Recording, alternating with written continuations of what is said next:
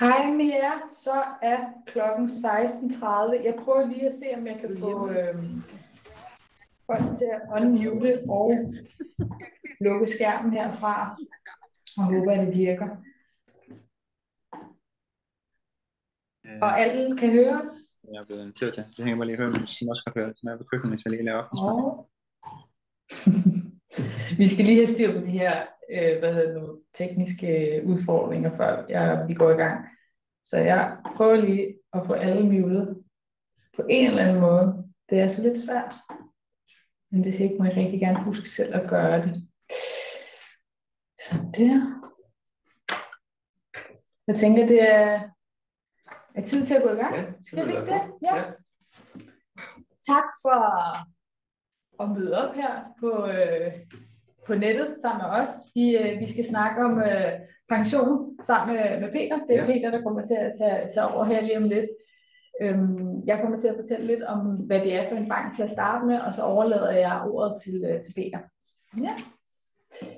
I er her i dag, fordi at I er blevet inviteret af enten Lån og Spar eller jeres fagforening. Vi er lidt af en anderledes bank. Vi er en fagforeningsejet bank, og vi er ejet af omkring 58 foreninger. Her i banken, der giver vi kontante fordele tilbage til jer medlemmer. Og i 2023, så gav vi over 130 millioner kroner tilbage i renter til kunderne. Det her, det er lidt af, hvad du kan få af kontante fordele her i Lån og Spar, hvis du er medlem af en af de fagforeninger, som ejer os. Det er blandt andet 5% i indlånsrente på din lønkonto. Det kan du også som studerende. Som studerende er det op til 20.000, og som erhvervsaktiv, så er det op til 50.000. Og så kan du også få en opsparing med 1%. Vi giver også nogle attraktive renter til f.eks. billån, og vi har også noget energilån og i forhold til noget investering. Og så er der ikke nogen kontogebyrer til medlemmer, og heller ikke for din samlever. Så hvis det lyder interessant, så har vi også en konkurrence med. Den lukker også op i slut af oplægget, så hvis I har lyst, kan I scanne QR-koden, og det kan I også til sidst, når vi er ved at samle op. Og så trækker jeg en vinder, som kan få glæden af de her 400 kroner, som de kan bruge stort set alle butikker. Ja, men jeg tænker, jeg overlader ordet til dig, Peter. Skal vi ikke sige det? Jo, tak for det. Og tak for alle jer, der er med nu. Og et af de her områder, som jeg godt kan lide, det er blandt andet pension, som indgår i den daglige sparring med mine kunder og de kunder, vi har i Lån og Spar. Så det vil jeg også godt komme rigtig meget ind på og tage det ind i det. Og så lige overordnet lige, hvad er sådan overvejelserne og hvilke drømme man har i forbindelse med, når man skal på pension, eller når man skal købe en bolig, eller man bliver gift, og sådan noget, så vil jeg også lige komme ind på os pensioner. Og hvad kan vi have forskellige pensioner i forhold til, hvad andre tilbyder, så vil jeg også komme ind på det. Vi har en god stor palette om, hvad vi kan tilbyde i Lån og Spar. Så er der lidt på investeringsområdet. Det bliver ikke teknisk, fordi på den måde er kommet med nogle gode råd, hvilke papirer man skal købe, fordi vi er underlagt nogle bestemmelser i forhold til MiFID-reglerne. Det betyder, at vi må ikke komme med enkelt råd om enkelte papirer, så det vil være inden for vores egen palette. Jeg vil komme ind på kort og fortælle om det, hvad det betyder, når man investerer. Det er det samme som, når man har en pensionsordning i dag, der er det jo også pensionsselskaber, man overlader til ens investeringer til.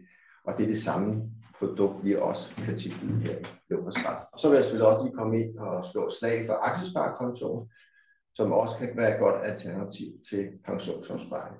Så er der selvfølgelig også det, der hedder frivillig egen bolig, når man har boet der rigtig mange år. Hvad vil man ønsker man at blive boende der, eller hvad har man af tanker der?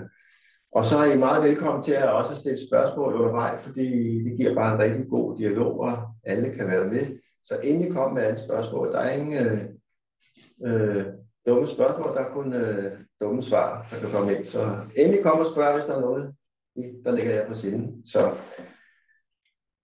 Så vil jeg lige forklare, hvem jeg selv er. Jeg har været i Lån og Spar i de sidste 2 år, og jeg er tilknyttet Lyngby afdeling, og jeg startede i sektoren i 1986. Så jeg har været lidt med alle årene, og kender lidt til de gode år og de dårlige år, og hvad der rører sig sådan på markedet også.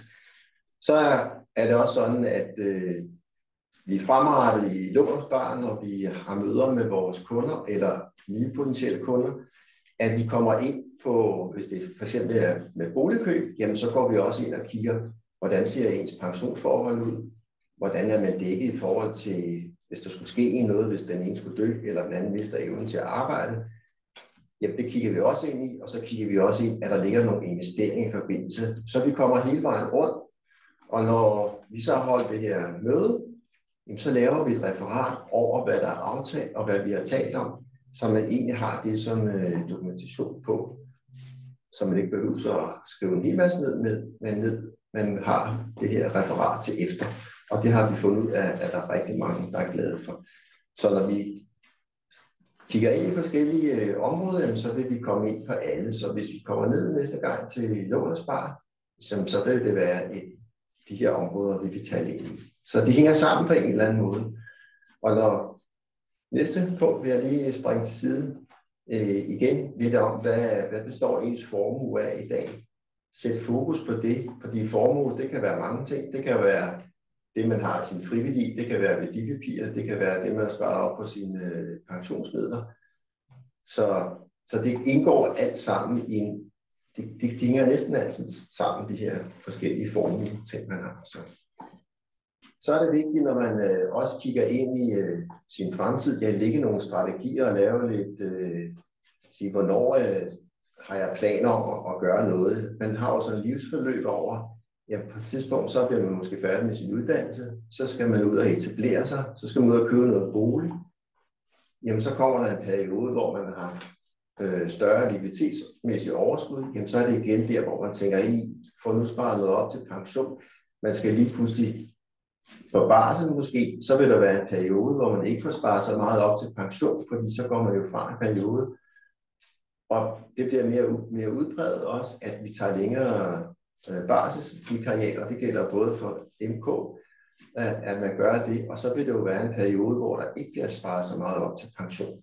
Så det er også vigtigt at kigge ind i løbende der. Yes. Så er det vigtigt, at man spreder sine investeringer. Når jeg taler investering igen, har man noget formue, noget mursten, man kan spise af løbende. Er der pensioner til at betale de faste udgifter? Er der frie midler, som man kan tage ud hurtigt løbende til og hvis der er nogle forbedringer, der skal gøres på boligen, eller der sker noget med ens bil, eller man gerne vil på en længere rejse, eller man gerne vil på orlov, jamen så kan det jo være en god idé at have nogle frie penge stående også. Og det kan både være investerede midler, og det kan også være bare kontanter, man har stående. Og når man har kontanter stående i lån og spar, som Nana også er, at det er jo, at de første 50.000, så får man de her 5%. Og så det efter hedder det 1%, og så 2% over 1,5 million. Og hvorfor vi valgt at lave det på den måde? Jamen det er fordi, at de fleste af de medlemmer, vi har spurgt ind til, de vil gerne have det stående uden binding. Så vi har heller ikke et bindingsprodukt, hvor vi kan binde pengene i en længere periode. Så yes. Så er der noget med at få optimeret sit afkast, og alle regler siger, at jo hurtigere man kommer i gang med at spare op til pension, det viser bare, at den formue, den vil stige hurtigere, end hvis man har penge stående kontant, fordi beskatningen er lavere på pensionsmidler. Og det gør selvfølgelig, at der er fordele og ulemper. Sådan er det altid, når der er nogle fordele, så kan der også være nogle ulemper. Ulempen er selvfølgelig, at man ikke bare kan komme til pengene, men at pengene skal bruges den dag, man går på pension.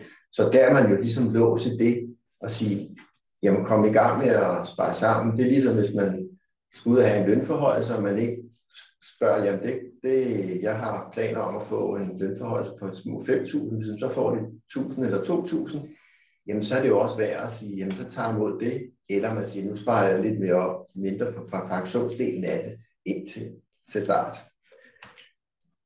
Så er der noget skatteoptimering i det også, selvfølgelig. Der er nogle af produkterne, der stiger skattefradrag i topskatten, og andre, der så ikke gør. Så det er også en del af, at man kan kigge ind i det. Så yes. Skal vi lige se, om der er nogle spørgsmål eller noget, der... Ikke endnu. Nej. Men kom endelig med dem, så tager Peter med imod dem. Ja, og så hjælper vi selvfølgelig også gerne med at kigge ind i investeringsuniverset, om hvordan skal de her penge så investeres. Så det er også en del, så det hænger sammen alt sammen. Yes. Så prøver at lave sådan lidt med, vi snakker livscyklus. Ja, hvor er man henne i sin livsfase? Og i starten, der er det jo i gang med ens uddannelse, man er i gang med at spare nogle penge sammen, og man skal ud og etablere sig i forbindelse med noget boligkøb. Og der er det jo så dejligt, når man er medlem af en af de her mange fagforeninger. Der er det sådan, at der går vi rigtig langt for at hjælpe vores kunder i den forbindelse med uddannelsesslutning, at vi kan se, at mange af de medlemskunder, vi har, de har høj jobsikkerhed. Det vil sige, at vi er ikke så bange for at prøve at finde en god mulighed for at sige, jamen, hvor kan vi ende henne med det her? Det kan være noget familielån, det kan være noget arveforskud, det kan også være, der nogen sidder nogen her nu, siger, jamen, hvis der kan komme noget arveforskud, jamen så er det alt andet lige også godt at tage med i den forbindelse. Yes? Vi har et spørgsmål. Det kan være, du kommer ind på det lidt senere, men nu tænker jeg bare, at vi tager den. Hvor stor bør ens pensionsformue være? Cirka være, når man er i midten af 30'erne? Det er faktisk et rigtig godt spørgsmål, og der har vi faktisk en god rettesnor. Det er sådan, at når man er 30, så er vores anbefaling, at man har på allerede det tidspunkt sparet det, som svarer til en årsindtægt op på sine pensionsmidler. Og så man kan sige, når man så rammer 40-årsalderen, så bør man have sparet 2 gange sine årsindtægt op, og når man rammer 50, så stiger det faktisk til 4 gange ens årsindtægt. Og når man rammer 60-årsalderen, jamen så er vores anbefaling, at man har 8 gange ens årsindtægt. Og hvad skal man så sætte til side? Også igen, hvis man er ude og forhandle løn. I minimum i dag, der sidder de fleste med at få sparet små 15% af deres årsløn op til pension. Så hvis man sidder og sammenligner med familie eller venner, jamen så sparer de faktisk 15% op af deres løn i dag til pension. Så er der nogle arbejdsgiver, der siger, jamen vi vil gerne med det samme give en pensionsdel. Og siger, det er vigtigt for os, at de medarbejdere, vi har, at de også har en god pensionsordning. Så får de allerede igennem der man skal huske nogle gange, når man forhandler løn, er det nede eller uden pension, når man ikke. Det er også sådan et trick, kan man sige, hvor man forhandler nogle gange, jamen, så får man at vide, at det er inklusiv pension. Så skal man bare lige huske at trække de procenter fra, for egentlig at finde ud af, hvad ens reelle løn er. Så det er også meget godt point at lige at tænke i. Så er der andre arbejdsgiver, der siger, at det er op til dig, hvordan du gerne vil sammensætte din pensionsordning. Og så får man måske en ren løn, og så skal man selv ud og finde en pensionsordning. Og der kan man sige, der har vi jo også mulighed for at hjælpe i den forbindelse. Men vi ser heldigvis, at der er rigtig mange af vores medlemmer, som har pensionsordninger gennem forskellige pensionsselskaber, så alle har allerede en start til pension. Yes. Så et rigtig godt spørgsmål, som jeg fik der. Kom endelig med flere. Ja. Så når man kommer over de der 30 år og frem efter, så begynder man har man overskud til at afdrage, og man har råd til at spare lidt mere op, og kan man sige, forbruget kan også være, at det stiger. Men det er måske der, man kan sætte ind og sige, at her kan jeg øge min pensionsopsparing og få mere sat til side i den forbindelse der. Så pension, det er ikke kun at spare op til pension, det er også at sikre sig, at man er bedst muligt stillet, hvis der uheldet skulle være ude. Jeg siger altså, at der er nogle gode punkter, hvor man, når man flytter sammen, jamen er der noget der, man skal være opmærksom på. Der bliver lige pludselig, man får lige pludselig 2 indtægter, og det vil sige udgifterne, de skal deles, jamen så bliver der måske nogle flere penge i overskud der, og så kan man jo sætte noget af det til pension og noget til opsparing, så man på den måde igen øger sin pensionsdel. Der hvor man også skal, det er der, hvor når man får børn, tænker ind i, jamen hvad sker der der? Jamen der kommer noget barsel. Der vil jo selvfølgelig være en periode, hvor man ikke får samme opsparing ind på sin pension, og så her kunne det også være at tænke ind i, inden at man måske får øget den andel, og så ved man, at der går måske et halvt år til et år, hvor der ikke bliver sparet nær så meget op. Hvis man for eksempel har været deltid, der var et spørgsmål her, jamen, hvornår skal man gøre det?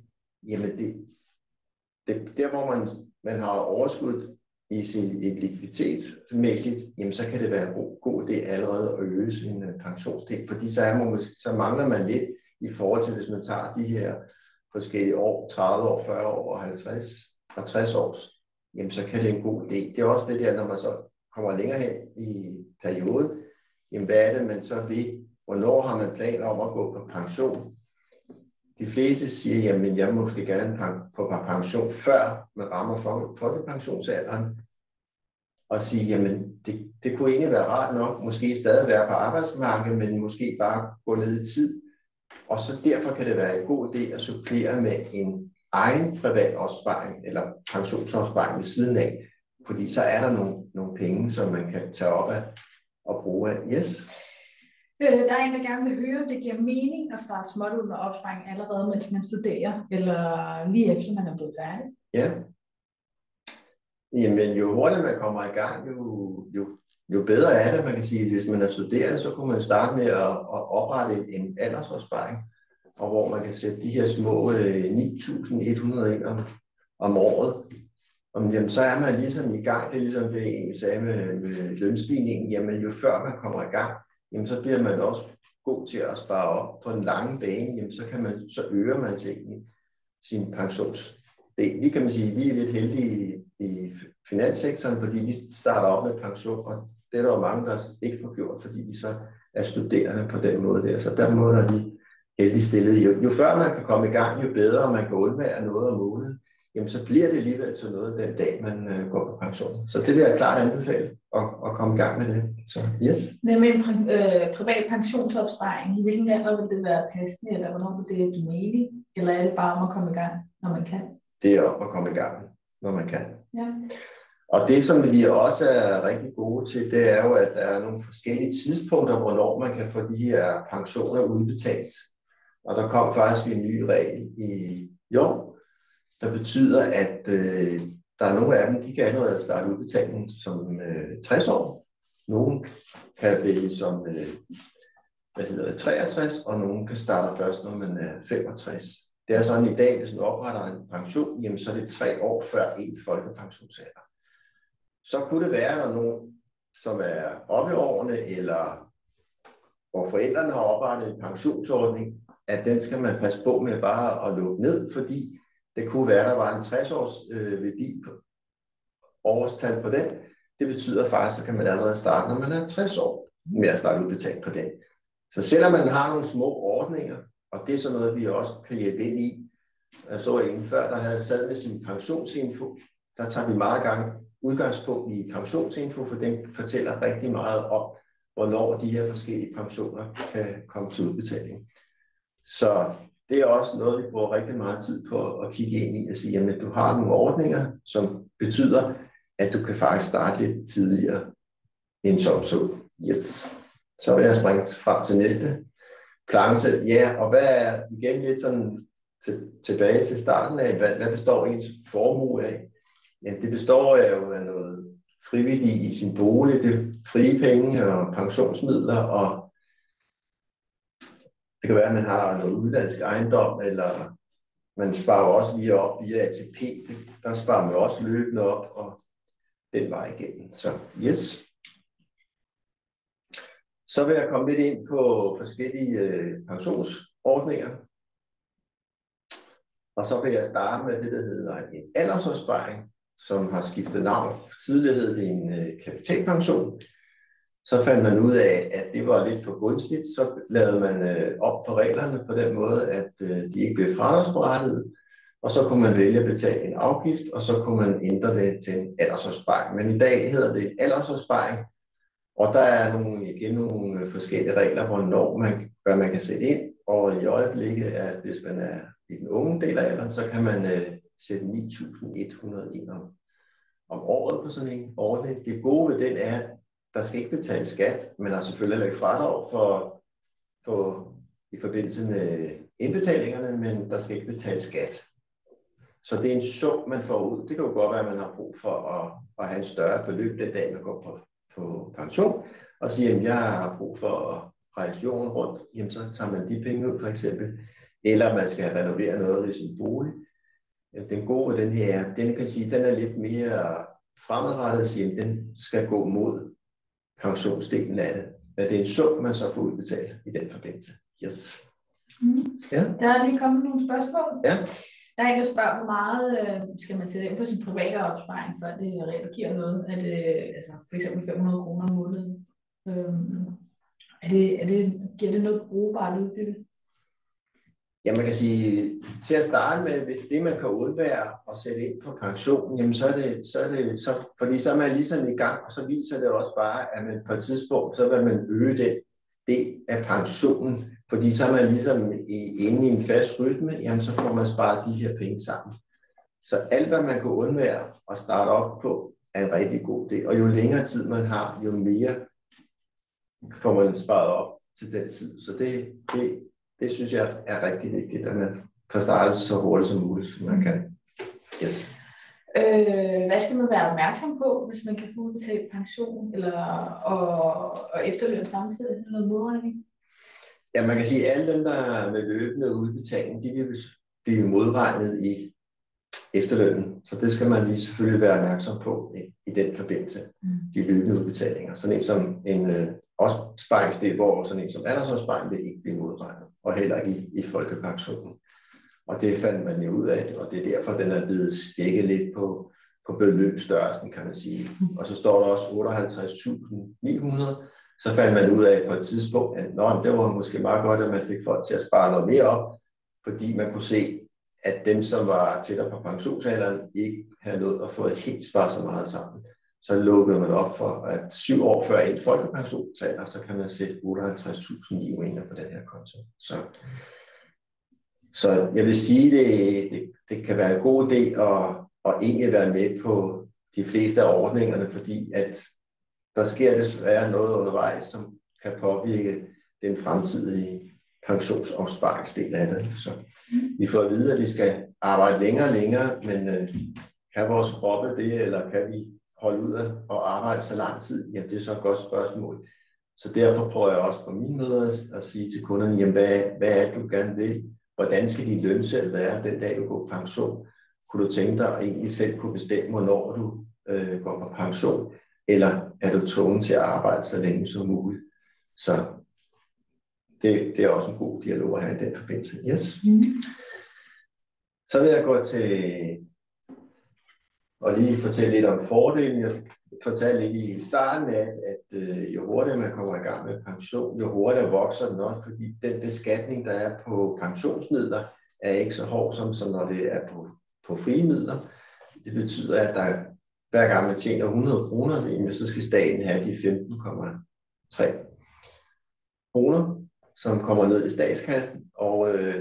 Men hvis man er det ude som frie midler, jamen så kunne man risikere at komme af med almindelig kapitalindkomst, eller man kunne komme af med aktieindkomst, som er 27 og 45%. Så man vil kunne se, at pensionsdelen den vokser hurtigere end almindelig opsparing i det, der hedder frie midler. Frie midler tænker vi på noget, man har betalt skat af, eller måske har fået som gave på et tidspunkt.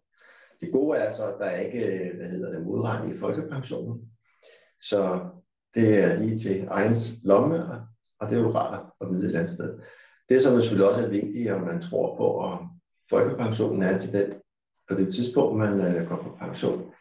Og vi prøver at se, at man prøver at øge alderen, men der er også et tidspunkt, hvor man tænker, at det her har jeg også lyst til at gå fra, og så kan det være en god idé at have en aldersopsparing, som er på den private del af det. Så, yes. Så har vi det, der hedder en ratepension, og en ratepension, det er et produkt, hvor man har fuld fradrag i skatten, og det kan man sige, der er 2 incitamenter, der er til at spare op til pension, og selvfølgelig man får noget skattefradrag. Og det gode ved den, det er, at man får løbende udbetalinger den dag, man går på pension. Man kan strække den over 10-30 års løbetid. Og hvorfor det? Jo, det kan igen betyde, at man kan få noget ud over folkepensionen. Man får altid grundbeløbet, men så kan man få det, der hedder tillægget også, hvis man nu vælger at strække det ud. Og der har vi et system, vi kan hjælpe med, når man kommer tættere på folkepensionsalderen, hvor vi kan gå ind og sige, jamen, hvad betyder det reelt, hvis jeg strækker det over 20 år i stedet for den her del. Og så vil der nogen, der sige, jamen, hvad sker der med de penge, hvis jeg nu dør undervejs? Det heldige er, at de her penge vil så gå til ens arvinger, de er ikke tabt på den måde. Så Og så er der nogen, der siger, at jeg har brug for at de første 10 år af min seniortilværelse at kunne bruge lidt flere penge der, fordi der har jeg lyst til at rejse. Jamen, så er det jo også fint, og så er det jo en god idé at tage det ud over 10 år, for eksempel. Man kan sige, man kan ikke forkorte løbetiden, det vil sige, man kan ikke gå fra 20 til 10 års løbetid, i stedet for man kan godt gå fra 10 til 20 års løbetid, eller 15 års løbetid. Man kan altid forlænge perioden, men man kan ikke forkorte den. Så det skal man lige være opmærksom på, når man starter udbetaling på den her pension. Yes. Og fordelen med det igen, jamen det er, at der er lavere beskatning, og man kan sige, at man bliver mindre afhængig af de offentlige ydelser. Jeg vil sige, at man er med til at selv og betale sin del af de. I stedet for den løn, man ikke får, jamen så får man løn via de her pensionsmidler i stedet for. Så yes. Og man er fuldt sikret af ens arvinger, hvis man skulle dø, fordi der vil pengene så gå videre til de efterladte. Yes. Så er der andet omtåeligt produkt, som hedder en livrente, som har været meget i vælten sådan over tid. Jamen er det godt eller skidt produkt? Da jeg startede banken, jamen, så der var der lidt som en lotterisæd, hvor længe kunne man lidt slå ind i markedet, fordi så var det sådan, når man døde, jamen, så mistede man ind i de her penge. Men der er det så heldigvis i dag, at der kan man sikre det, man har sparet sammen. Man kan lave det, der hedder en depotsikring. Hvis I sidder og kigger ind i jeres egen pensionsordninger, jamen så har man sikret de her penge ved, at man betaler noget hver måned. En lille fli af de penge, der er, så man sikrer sig, at der er penge nok. Hvis man også gerne vil have sine efterladte på, jamen så kan man også lave det. Så det er et forsikringsprodukt, hvor man kan sikre sin efterladte også, hvis det er, så pengene ikke går tabt. Så det gode ved det her produkt, det er, at der er penge, så længe man er i live. Det vil sige, at de slipper ikke op. Det er bare et spørgsmål, hvor stort det beløb er. Og igen, hvis man gerne vil sætte et mindre beløb ind, så kan det være en god idé at starte det i banken eller i vores livselskab. Man kan ikke selv lave livrenter i en bank. Det skal man have et pensionsselskab til. Og der samarbejder vi med PFA, som hvis I selv har nogle PFA-produkter, jamen så er det sammenlignet i den forbindelse. Det gode andet er også, at man kan sige, at pengene hele tiden er der, som jeg også nævnte, og man kan selvfølgelig sætte de her garantier på. Hvis man gerne vil sætte mere, der er altså igen et loft på, der er nogen, der gerne vil sætte restriktioner på, hvor meget man kan sætte ind, når det er en privat ordning. Hvis nu man ønsker at sætte mere ind end 58.000 via en ordning, jamen så er det altid god idé at gøre det via sin arbejdsgiver, fordi hvis nu man siger, nu har jeg ikke mulighed for at indbetale helt så meget mere, jamen så kan man give arbejdsgiver besked om, at nu ønsker jeg at sætte det her beløb ned. Hvis man gør det via banken, jamen så er man mere forpligtet til at sætte de her penge ind på kontoen. Så et godt slag for en livrente. Der er penge hele livet, så længe man er her.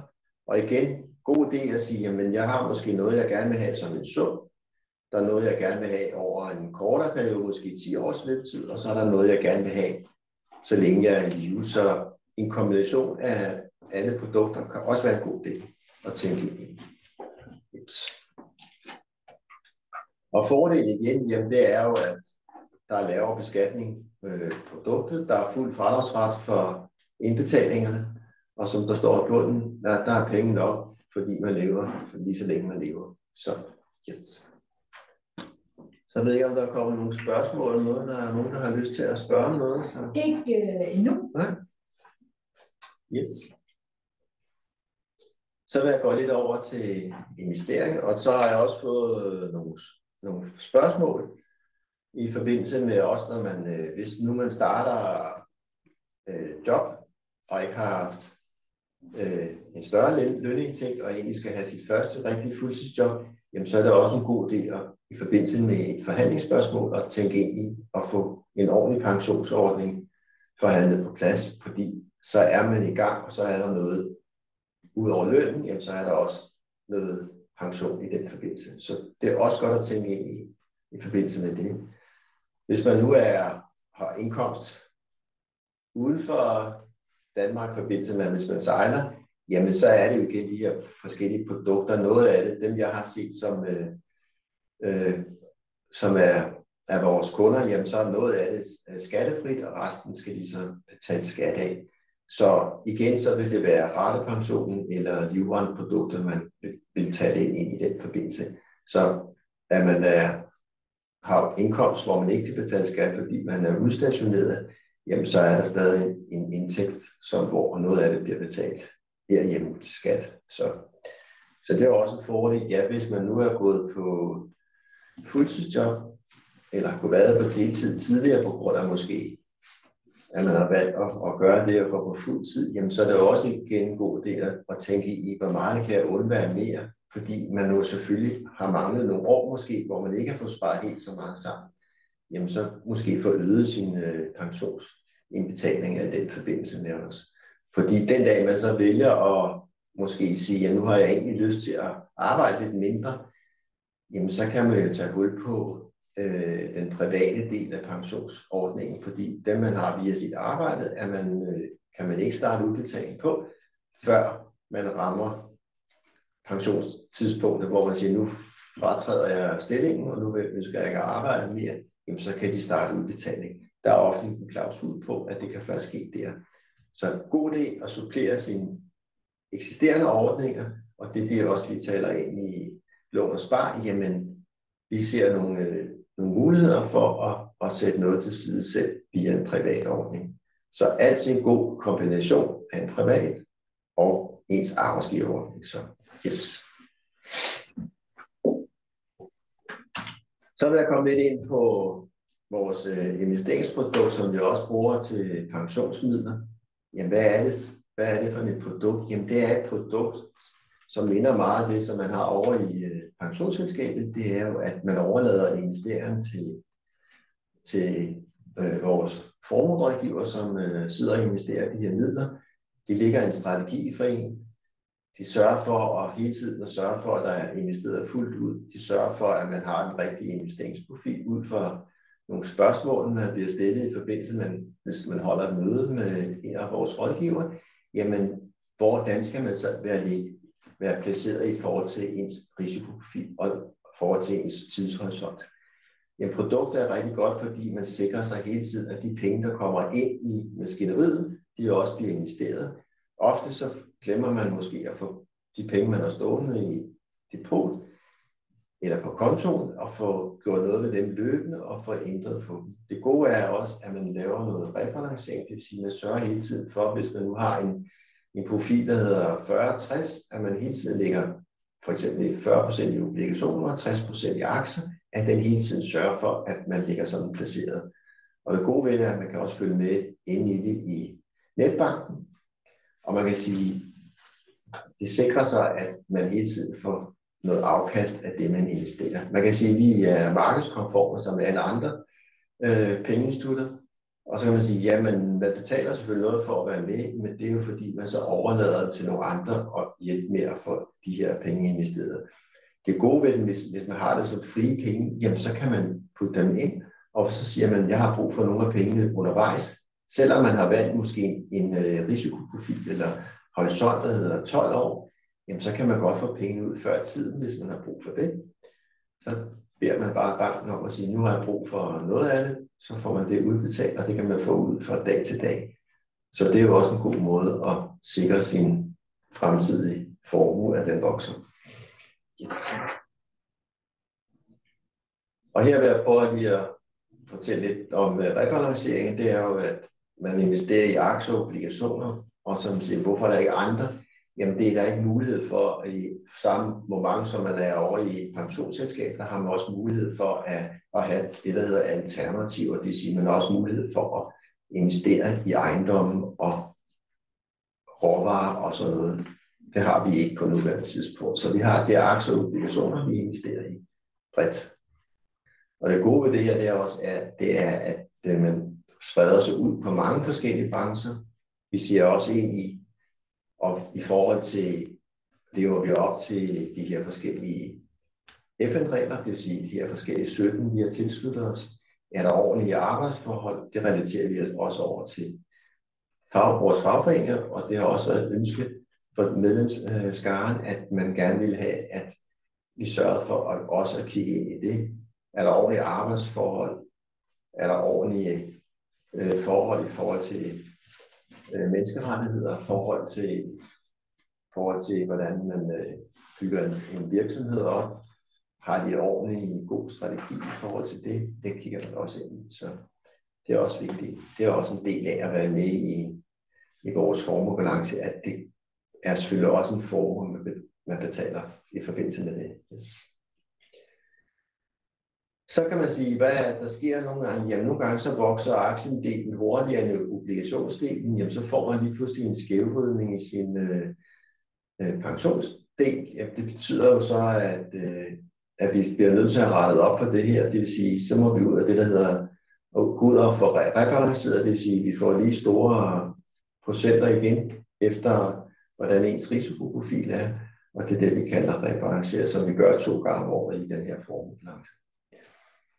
Yes. Så er der noget med meget småt. Jamen, fortæller det, jamen, det fortæller bare, hvis man er klar til at tage en lidt større risiko, jamen, så kan man også sandsynligt for, at man får et større afkast på den lange bane.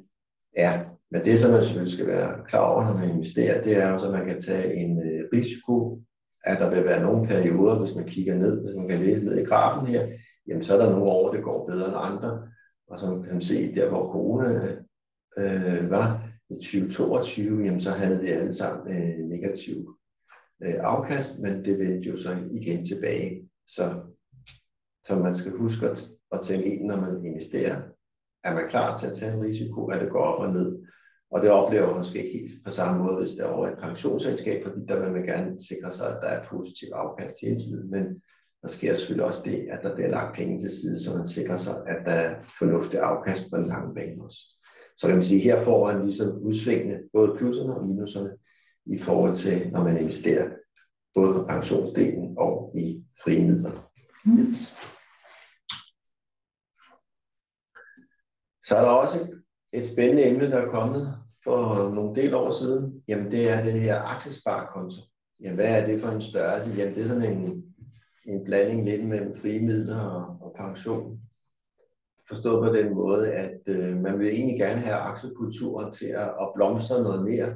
Man har kigget lidt over til Sverige og Norge, hvor det egentlig blomstrede rigtig godt, og prøvet egentlig at tage nogle gode idéer derfra, og så egentlig lave en tilsvarende produkt i Danmark. Og, jamen hvad betyder det?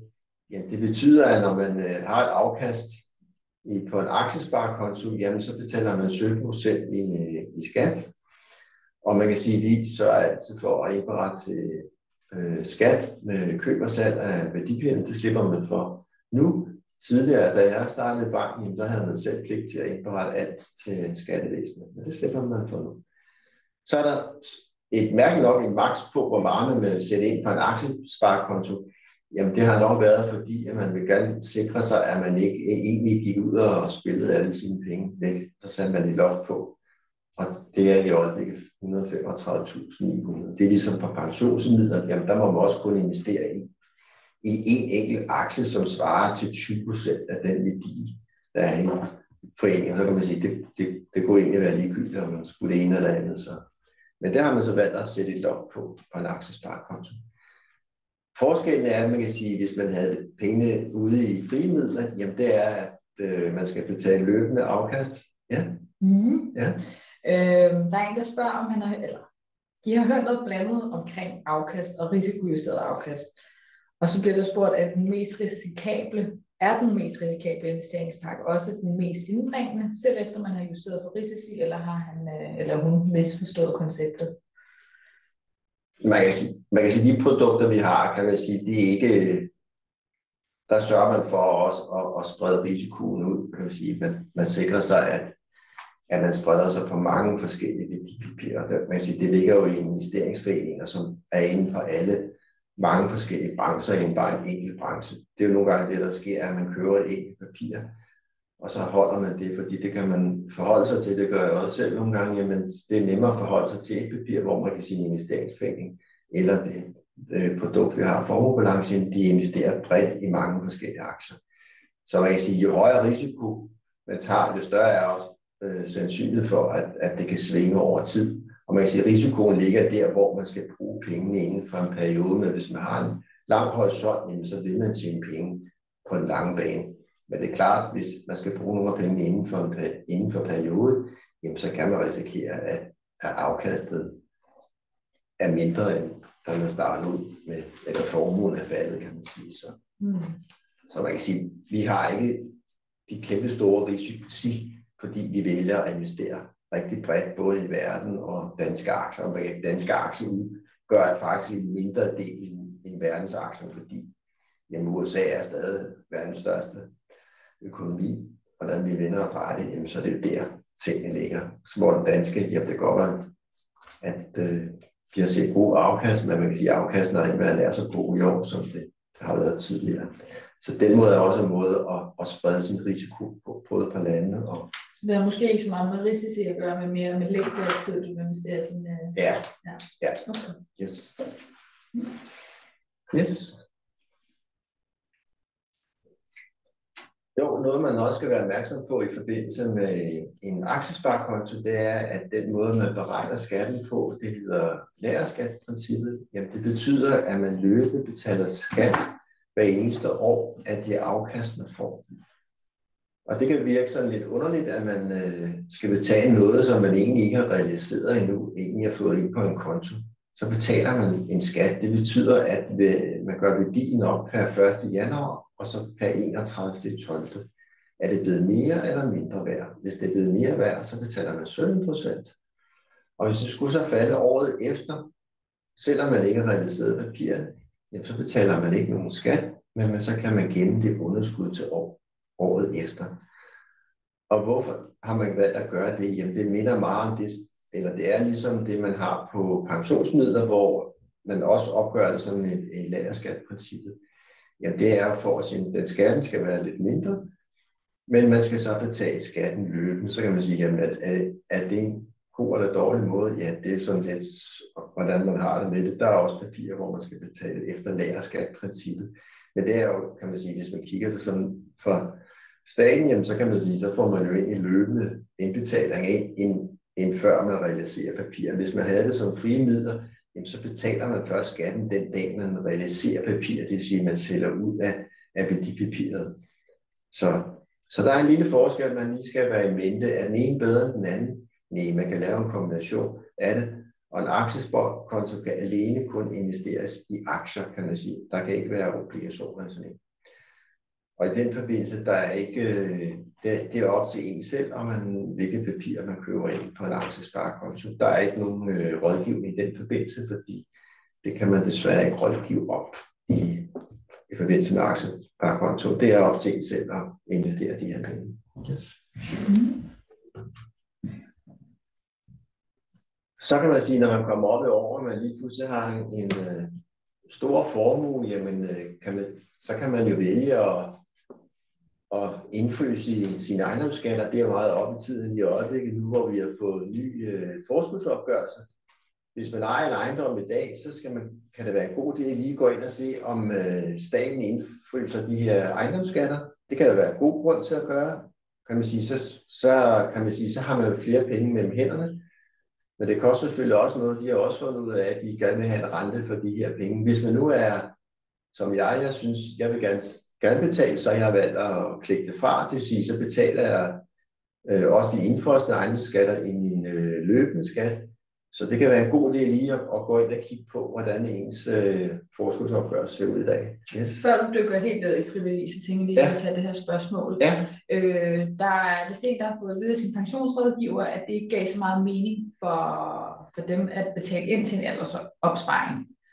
Ser du nogle ulemper i den, uanset alder og unødvendig pensionsopsparing, f.eks. i en ratepension? Ja, man kan sige, det man jo oftest kigger ind, det er jo, hvis man nu ligger i topskatten, kan man sige, så får man jo fradrag for det, man betaler ind på ratepensionen. Hvis man nu ikke ligger i topskatten, så kunne det være en god idé at fylde op på aldersopsparingen først, og så følge videre op til ratepensionen. Jo, så man kan sige, ud fra det kan det være, der er ikke noget entydigt svar. Det er også et spørgsmål, om man ønsker at have en pose penge den dag, man går på pension og siger, jeg vil egentlig gerne have nogle penge, jeg kan bruge af selv og bestemme over dem, hvor man kan sige, at ratepensionen giver selvfølgelig skattefradrag nu, og så skal man så håbe på, at man betaler en lavere skat til den tid. Så det er klart, at man kan sige, at pensionsselskaberne vil jo gøre det ud fra det skattemæssige hensyn og sige, jamen lad os få trukket fra på ratepensionen først, og så fylder vi op på livrente. Men der er også nogle pensionsselskaber, der siger, jamen ud fra de overenskomstmæssige pensioner, jamen så skal der ligge noget til aldersopsparing, og så skal der ligge noget til livrente, fordi der skal også være noget livsvarigt, og så kan der faktisk også ligge noget til rate. Så der er meget stor diskussion om, det skal være det ene eller det andet. Jeg synes, man skal mærke efter selv og sige, hvad er det, man egentlig har brug for, den dag man går på pension. Så det andet er lige så godt som det andet, men det er klart, at hvis man gerne vil have fuld skattefradrag, jamen så er det ratepension, man skal kigge ind i og putte ind på. Hvis man ikke har det, jamen så er det aldersopsparing, og det er jo de fleste, vi går efter. Vi vil gerne have noget skattefradrag, og så derfor vælger vi jo raten. Så svaret er både godt, men igen, det er jo noget med at sætte jer i centrum af, hvad har I brug for?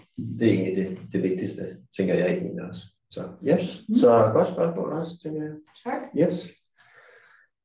For at vende tilbage til frivillige i boligen, jamen så er igen, husk lige at få kigget ind i forskningsopgørelsen. Der har været en meget problematik med det, som er kommet nu her, så kan man gå ind og kigge der, om man vil indflydelse. Det kan jo give god mening, hvis man gerne vil have det gæld, når man kan sige, når man går på pension, jamen så er midlerne måske lidt mindre, jamen så kan det jo være rart at have noget mere til sig selv. Man kan også vælge at få et afdragsfrit lån. Jamen sige, hvornår skal jeg tage det afdragsfri lån? Jamen det kan også være, at man siger, når jeg nærmer mig pensionsalderen, jamen så kan man sige, så kan man jo faktisk vælge at få et både 10-årigt og 30-års lån. Jamen man kan tænke, hvor er jeg på vej hen? Er det der, jeg skal blive boende? Er det ikke der, jeg skal blive boende? Så kan man sige, så kan det være måske ikke god idé kun at tage 10 års afdragsfrihed, fordi man kan sige, der er lidt forskel i de kurser, man får på de obligationer, om det er 30 år og 10 års afdragsfrihed. Fordi den investor, der skal ud og købe obligationen, vil ikke give helt så meget for et afdragsfrit lån, der løber 30 år. Men det kan være jo godt, hvis man siger, jamen her vil jeg gerne blive boende, og man vælger det 30 år, jamen, så ved man, at jamen, så behøver jeg ikke at tænke så meget over det. Så kan man vælge at tage det som et variabel eller et fast rentelån. Igen siger der, hvor man have sikkerhed, man have sikkerhed både på afdragsfriheden og renten, jamen så kan man sætte det fast for renten, jamen jeg tør egentlig godt tage lidt risiko, så jeg vælger noget med variabel rente i stedet for.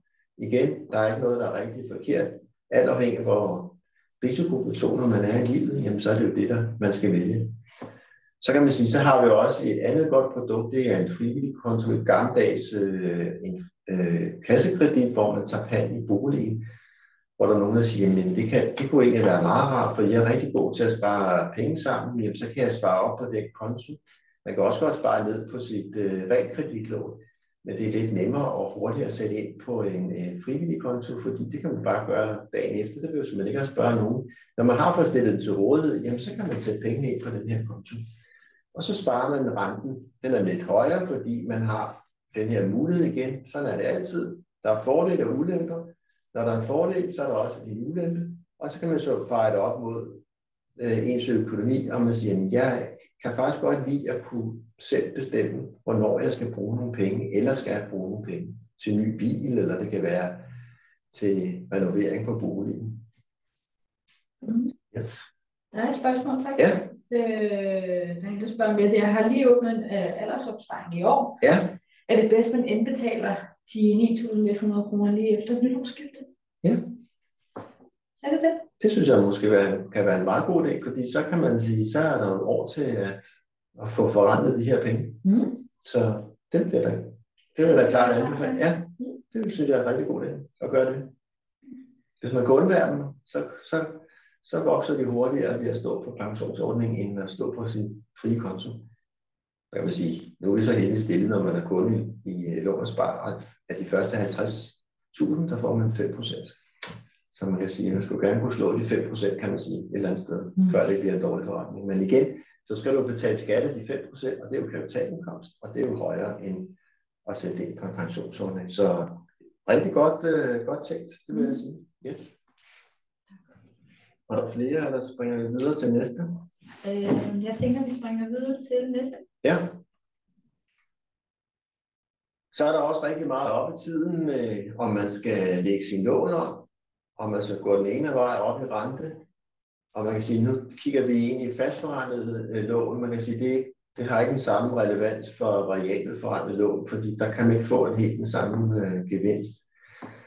Hvis nu man har et lavt forrentet fastrentet lån på nuværende tidspunkt, for eksempel et 1% lån, kan det så give mening at gå op i rente?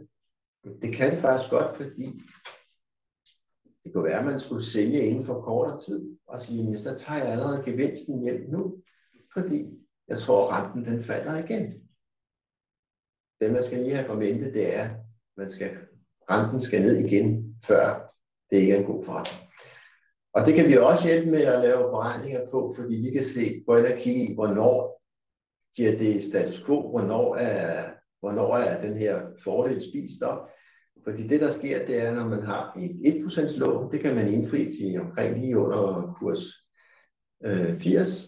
Det vil sige, at man sparer 20 kroner hver gang, man skal have 100 kroner op ad lommen, kan man sige. Jamen, så skal man trække de 20 kroner fra til at indfri de 100 kroner. Og det er jo skattefrit, det er lige ned i foret, kan man sige. Jamen, så går man selvfølgelig op og betaler noget mere i rente. Jamen, det betyder så også, jamen, så går man ind og kigger og siger, hvornår er den her fordel spist? Jamen, så kan man sige, jamen, det er måske inden for de næste 5 år. Jamen, så giver det måske meget god mening at sige, jamen, så lægger jeg lånet op, fordi der har jeg planer om at skulle sælge min bolig til den tid. Det giver ikke så meget mening, hvis man er i pensionstilværelsen og går op i rente, fordi der har man jo måske ofte til et afdragsfrit lån, så bliver det jo kun blive dyrere, og det vil sige, så har man jo en dyre udgift, og der er det måske bedre og rarere at have penge til sig selv, som man kan bruge af i stedet for. Så det er meget op i tiden, og det ene og det andet, men det kan vi også hjælpe med. Man kan også gå ind på, hvis man har totalkreditlån eller andre kreditforeninger og lave beregninger der. Ja. Der er en, der gerne vil høre, altså, betyder det, hvis du har et F1-lån, vil du så anbefale at få en fastrente eller få en fastrentelån? Man kan sige, i øjeblikket, man har jo forventninger af renten, også på F1-renten, den skal ned. Det kan godt være, at den ligger højt i øjeblikket, men der er en forventning om, at den skal ned. Fordi hvis man kigger ind i både F3-renten og F5-renten, så er den jo lavere end F1-renten på nuværende tidspunkt. Så man kan også igen tænke ind i, hvorfor valgte man F1-renten, da man startede? Og det er fordi, at man så ind i, at jeg tror, jeg har en forventning om, at det har været en bedre forretning at ligge med F1-renten. Man kan sige, går man over til en fast rente, jamen, så går man jo op i 4% rente. Det ligger meget tæt op ad hinanden rentemæssigt, men vi ser nok egentlig i et fald på F1-renten. Det er i hvert fald forventningerne næste gang, der kommer ny rente. Det kan vi også se i totalkredit. De forventer også, at vi kommer ned i en rente, der ligger tæt op af F3-renten og F5-renten. Så kan man sige, så vil den være lavere end 4% lånet. Man har en forventning om, at 4% det er det, vi ligger i en lang periode, fordi det er den lange rente, vi kigger mest ind i den korte rente lige i øjeblikket. Så man skal lige tænke ind i, hvorfor valgte man en F1-rente, og det var jo fordi i de gode tider, jamen der kan man sige, der tjener man jo på at have den. Det er lidt sådan også ens investering. Jamen, der vil jo komme gode og dårlige tider, og man kan sige,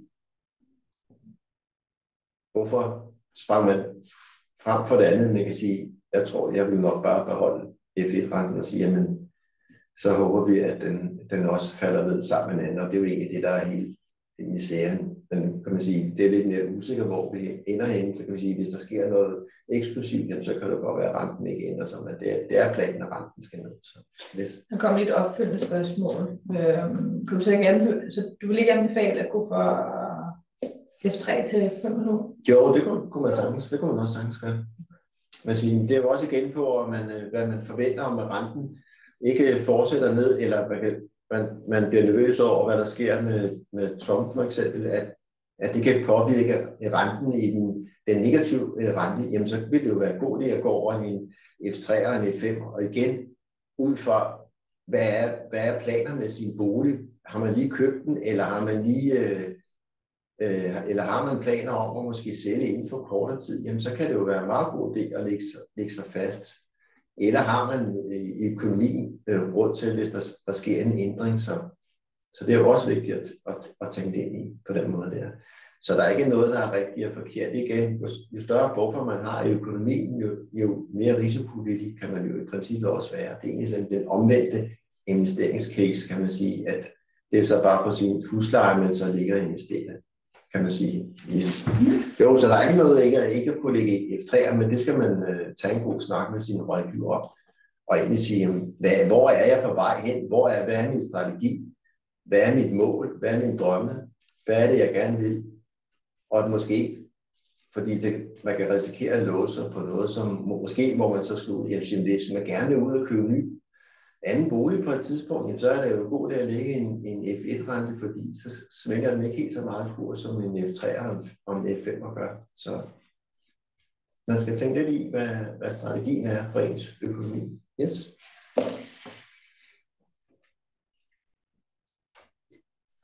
Og så lidt igen med fleksibiliteten i at tage noget friværdi og belåne det. Man kan sige, som det er i dag, når man kommer ned mod sin pensionstilværelse, jamen så er det jo sådan, at reglerne er i dag, at man kan låne op til 60% af ens værdi i sin bolig. Og hvorfor 60? Jamen det var fordi, at vi så i 2008, at der var det op til 80%, så kom der en stramning, at man som maks måtte låne op til 60%, når man var pensionist. Og det var jo for at beskytte kunden bedst muligt, fordi der sad nogen med nogle boliger, som var mindre værd, end det de skyldte. Så derfor hedder det 60% i dag, når man skal belåne. Skal man afvikle al sin gæld, når man går på pension? Ja, det er der nogen, der gerne vil, men igen ud fra, har man gode pensionsordninger? Det kunne også godt, hvis man ikke havde det, jamen så kunne det være, at man skulle bruge den her afdragsfrihed, i stedet for, at man bare brugte penge måske, igen og valgte at sætte ind på pension i stedet for, så man egentlig brugte det overskud til at fylde sine pensioner op, så man havde noget løbende. Man kan sige, at der er jo udgifter, der skal betales, og de skal jo også betales den dag, man går på pension. Så yes. Så nåede vi til spørgsmål. Flere spørgsmål, men der er jo heldigvis været spørgsmål undervejs. Det har der i hvert fald. Og hvis I sidder tilbage og tænker, det fik jeg ikke svar på, eller jeg er i tvivl om noget, så endelig send dem i chatten, fordi så tager vi dem nu her. Ja. Men benyt jer at få måske et opfølgende møde med sin rådgiver, fordi vi vil komme ind på de her punkter, når man snakker bolig, så kan man ikke undgå ikke at snakke pension. Pension er også at sikre sig bedst muligt. Ved dødsfald mister evnen at arbejde, jamen hvem vil man så sikre? Flytter man sammen for børn, bliver skilt? Man skal også huske på, at hvis man bliver skilt, jamen så er det ikke sådan, at pensioner bliver delt. Jamen de følger den enkelte, som reglerne er i dag. Det er klart, hvis man har meget store pensionsordninger, så kan det blive sådan, at man skal dele det. Men som udgangspunkt, de pensioner, man betaler ind til, det er også dem, man tager med sig, hvis man bliver skilt. Så der er mange ting, hver gang der sker ændring af ens økonomi, jamen så får snakket med sin rådgiver i banken, om det er det ene eller andet sted. Men det vil blive fremover, at vi vil snakke mere og mere ind i det. Yes. Jeg kiggede lige på klokken, og så vi, det er faktisk tid til at runde af her lidt, så vi når ikke flere spørgsmål. Og lad os lige tage den her, faktisk. Ja. Løbende investering i global aktieindeks. Der røg det væk. Ja. Løbende investering i global aktieindeks hver måned, i stedet for at afdrage. Jeg er ikke helt sikker på, hvis du lige kan fange spørgsmål. Ja. Det kan man sige, man kan købe nogle FTF'er, kan man sige, købe op i det. Jamen, det kan jo også være en ganske god måde at skabe sådan noget likviditet. Igen på længere sigt, jamen sige, man har nogle midler, man kan komme til. Det kan man sige, det er jo lidt sværere, hvis man afvikler på sin gæld og får fat i murstenene, men det er klart, man kan sige, at man spekulerer lidt i det, de lånte penge, man har. Men man kan sige, at hvis de kan følges ad, jamen, så kan det være en ganske udmærket idé at gøre det. Yes. Nu ved jeg godt, at jeg sagde ikke runder af, men jeg tager lige det sidste spørgsmål. Der er en, der skriver, at de betaler mere ind til deres pension, da de arbejder på deltid en periode. Ja, Men jeg har fået fortalt, at jeg skal passe på med at betale for meget, da det vil gå til forsikringer. Hvad betyder det? Hvad betyder det? ja. Jeg kunne forestille mig, at man kan sige, en pensionsordning hos PKA, det er jo også, at man betaler også til dødsfaldsdækninger, man betaler til tab af arbejdsevne. Men man kan sige, hvis man betaler mere ind, så vil det jo gå til ens egen opsparing. Så man kan sige, når man tager ens pensionsinfo, så kan man se, at det, man betaler ind, der er selvfølgelig noget præmie til nogle forsikringer, og det kan man sige, det er jo dødsfaldsdækninger. Man betaler lidt for at sikre sig, at de penge, man har sparet sammen, ikke forsvinder. Men at der skulle gå mere til forsikringer, det tænker jeg ikke. Man kan sige, der er ligesom valgt en pakke ud fra enten nogle steder, der er det valgt ud sådan lidt fra overenskomstmæssigt, at det skal stykke sammen på den måde. Men ellers så kan man sige, at den del, man betaler mere ind, skulle meget gerne gå til ens opsparingsdel. Så det vil jeg kun anbefale at fortsætte. Ellers så igen tage fat i pensionsselskabet eller komme ned i lån og spar. Vi ændrer ikke på det, man har, men vi kan supplere og vejlede i den forbindelse. Yes. Hvis I har lyst til at blive hængende, hvilket jeg håber, I vil, så er der jo konkurrence. Hvis I begynder at scanne QR-koden, så har jeg telefonen her et eller andet sted, og så kan jeg trække en vinder på en af jer, som kan få lov til at nyde det her. 400 kroners supergavekort.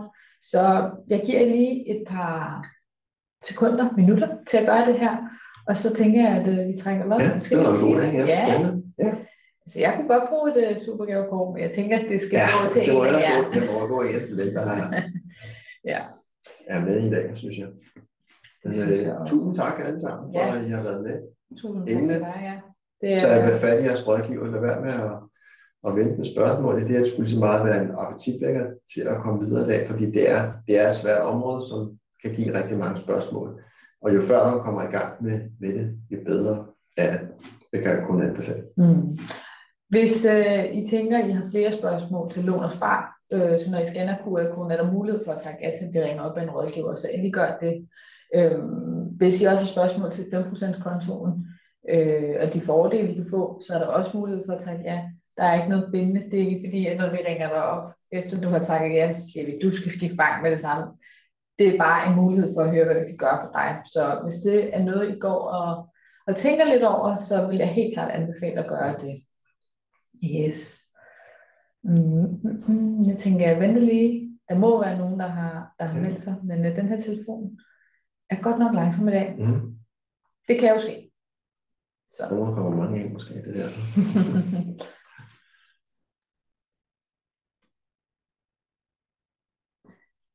Der var det. Jeg blev næsten helt bekymret, for jeg kunne ikke se nogen melde sig ind i konkurrencen, og det er ikke tit, det sker. Men de er her alle sammen nu. Hvis der er nogen, jeg lige skal nå at vende på, så må jeg endelig sige til. Jeg kan stadig tække ind, så jeg giver lige et par sekunder mere. Men hvis I ikke kan få det op, så skriv lige i chatten, at jeg skal hold my horses, fordi så venter jeg lidt endnu. Ja. Ja, og tak fordi du gad komme i dag. Ja, det er skønt at have dig. Ja, det er også skønt at have dig herinde. Jeg får lov til at sige noget. Som er et meget spændende område. Ja, det er vigtigt. Det er et vigtigt område i hvert fald. Det er meget. Det er også noget, jeg selv skal tænke over. Jo, præcis. Det kan ikke stå alene. Nej. Og det gør det måske nogle gange, men vi vil rigtig gerne tage det ind i de andre ting også. Så hvis man kommer til møde og svarer, så tænker man, hvad er det, jeg skal svare på? Men det gør bare, at vi kan komme rundt om de ting, der er. Nogle gange skal man bare lige have optimeret noget af det, man har i forvejen. Fordi at den arbejdsgiverordning, man har, der skal lige lidt små justeringer til. Det kan også være, at vi siger, at du skal ringe til dit pensionsselskab og lige få ændret i det. Jamen, så er det bare det, man får gjort. Ja. Så, yes. Jamen, jeg tænker, det er tid til at trække lod. Ja, der kommer rigtig mange, og jeg tænker bare, at jeg kører ned ad listen, og så siger du bare stop. Stop. Den skal lige have lov til at love selvfølgelig. Mm. Men Sherin er vores vinder i dag. Stort tillykke. Tillykke med det. Tillykke, ja. Det er 400 kroner til dig, som bliver sendt på din mail.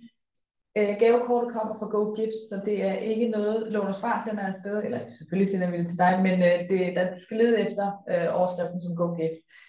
Og hvis ikke du kan se den i din indbakke, så tjek endelig spam eller uønsket, for der kommer den ret tit. Yes. Jeg tænker, vi skal slutte af for i dag. Ja. Tusind tak. Tusind tak, og til jer, rigtig der god sidder aften. der. Ja. Og tak til dig. Og tak fordi jeg måtte være her i dag. Selvfølgelig. Hej.